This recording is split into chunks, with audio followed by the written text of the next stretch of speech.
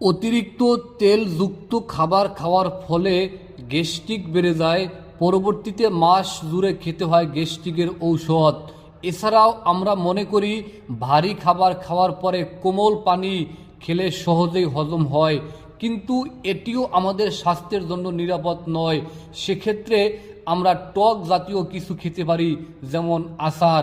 কারণ আচার তৈরিতে যে সকল উপাদান ও মশলা ব্যবহার করা হয় তা হজমের এনজাইম বৃদ্ধি করতে সহায়তা করে, ফলে হজম শক্তি বাড়ে ও কোষ্ঠকাঠিন্য রোধ করতে গুরুত্বপূর্ণ ভূমিকা পালন করে।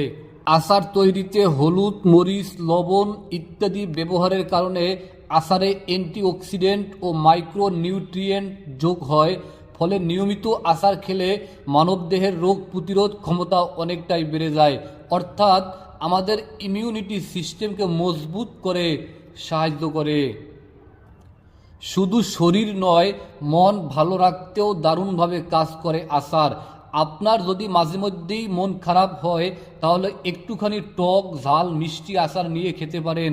কারণ বিশেষজ্ঞরা বলেছেন নিয়মিত আচার খেলে মন ভালো থাকে, সেই সঙ্গে কমে উদ্বেগ। তাই দুশ্চিন্তা মুক্ত থাকার জন্য নিয়মিত আচার খেতে পারেন। তবে সবসময় বাড়িতে বানানো আচার খাওয়া উচিত এবং পরিমাণ মতো খেতে হবে।